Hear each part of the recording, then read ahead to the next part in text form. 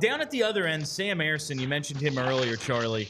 I thought maybe the most encouraging thing of the way this season closed was Ersson stopping 60 of the last 62 shots he faced.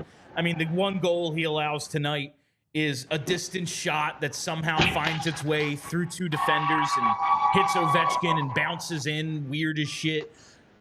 It is important that Sam Ersson finished the season strong. I think he did. What did you think of his play over these last couple games and tonight?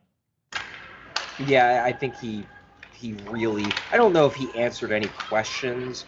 He clearly showed that he has the mental capacity to shake off a truly horrific run and shake off what I'm sure was legitimate fatigue after getting as many games as he got. I'm sure of that.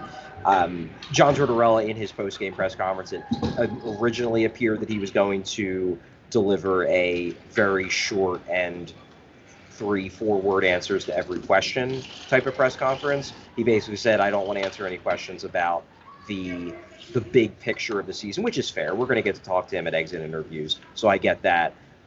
But like, he wouldn't give any explanation to what he had heard on the disallowed goal.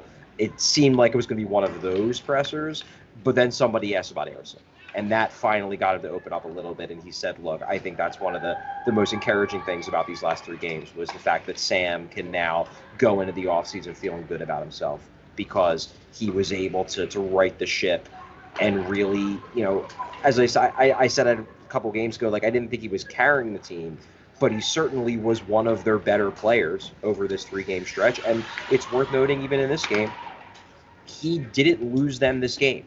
He left the game with a tie. He doesn't give up the game-winning goal. Maybe if they don't have to pull the goalie with the score being tied, maybe he gets the win in overtime or in a shootout or whatever. And we're talking about Sam Ersson ending the year on a 3-game losing streak or 3-game winning streak.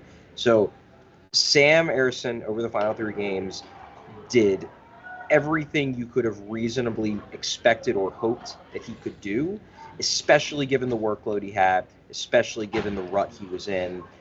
I feel more comfortable, much more comfortable now about Sam Ersson than I did 2 weeks ago, a week and a half ago, in terms of how I feel about him going into next year.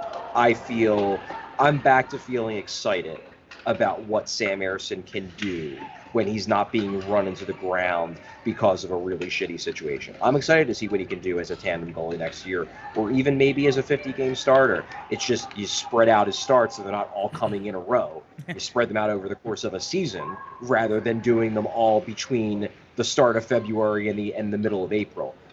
I think you get a better goalie, and I think the Flyers believe that as well. We all silly like the mayor.